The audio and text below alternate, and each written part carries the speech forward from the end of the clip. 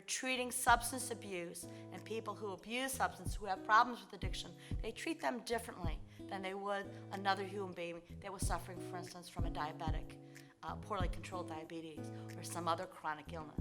And we really need to keep working on that. Welcome to this week's edition of Recovery Happens. My name is Patrick Patterson with BW Rock, where we strive to reduce the stigma of addiction one episode at a time. Today we're going to be sitting down with one of Blue Water area's important dignitaries and supporters of recovery from addiction, Dr. Mercatante. Well, my name is Annette Mercatante. I'm an MD, and I'm the medical health officer for the St. Cloud County Health Department. Well, you know, everyone's paying attention to the opioid epidemic because the sheer number of deaths, because opioids are in fact so deadly. But the whole idea of addiction is really coming into its own. It's a public health issue. And as a public health provider, we need to pay attention to this in a model, I believe, that's different than what we have historically looked at addiction for. And what I mean by that is the fact that addiction is a chronic relapsing disease. It is a medical condition that we should be treating in a medical model. And in that respect, we can do a lot to support the recovery journey of every individual and make their lives more productive and healthier.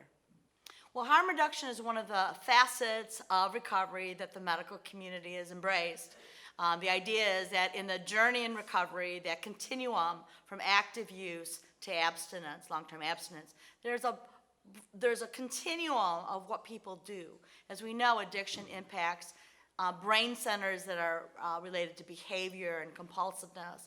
And in that respect, people take chances with things with their health, in addition to the addiction of the substance itself. In an instance, if you are injecting an opioid or another chemical, you will use dirty needles and things that will add to the burden of addiction, things like chronic infections, hepatitis C and soft tissue infections. And so what we've embarked on at the health department is providing services that will reduce the harm of that continuum of addiction and recovery. So you can come to the health department and receive clean works, clean needles, syringes, components of the injection process while you're there. I mean, by the way, that is free and no questions asked.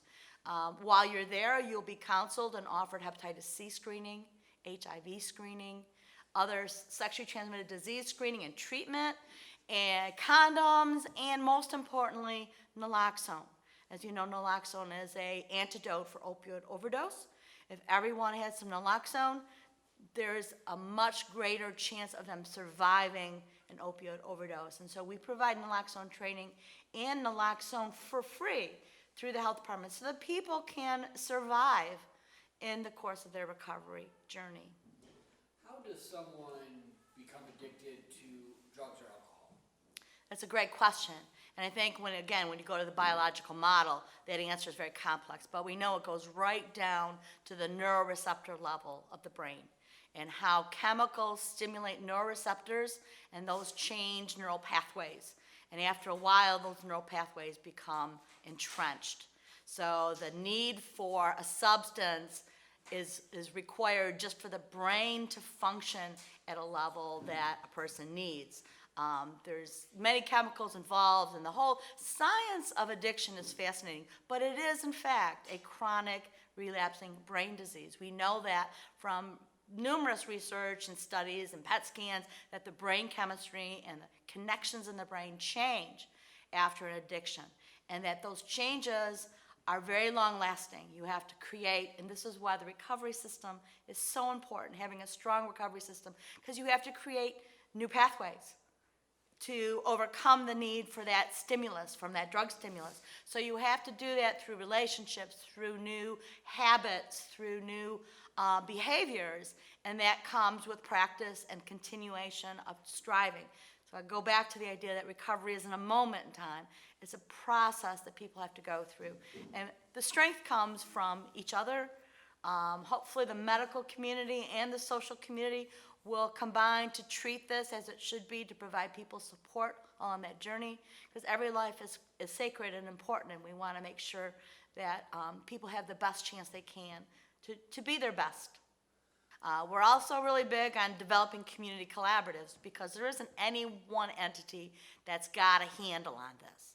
So you go to the emergency room, and they should, and we're hopefully working towards a system where they can identify addictions in appropriate ways and hand them off to other programs and resources that will help a person continue on a journey towards recovery. That takes constant reinforcement and work together. So you have the medical model, you have the social model, you have the human social connection, the spiritual connection. They all have to be talking to each other. We can't do this in silos because, as we know, people get lost. They get lost in those silos. They get stuck in one, and when that one's either gone or it doesn't work, they don't know where to go next, and that's where the collaborative process is so important. Stigma is a huge barrier to not just to substance abuse treatment, but as we know, to mental health treatment. But substance abuse is way behind the 8 ball when it comes to trying to attack stigma. People still consider substance abuse a moral failure, and the lack of sobriety to be a moral failure. And as we know, as I mentioned, this is much more than just a personal decision. This is biological. This is psychological. And so the idea that this is not a bad person, this is a person who is in fact struggling with chronic illness, in my mind, takes us a long way towards labeling a human being in a less than fashion. But stigma continues to be a very paramount issue. Even when people don't think they're dealing with a stigma, I'm finding that they are. They're treating substance abuse and people who abuse substance, who have problems with addiction, they treat them differently than they would another human being that was suffering, for instance, from a diabetic, poorly controlled diabetes, or some other chronic illness. And we really need to keep working on that. I think that's a very key area where people get the most help they need at the times that they need it. Thank you for tuning in to this edition of Recovery Happens. If you or someone you know is struggling with addiction, please give us a call at 888-68-BWROC. We'd like to thank our sponsor, the St. Clair County Health Department.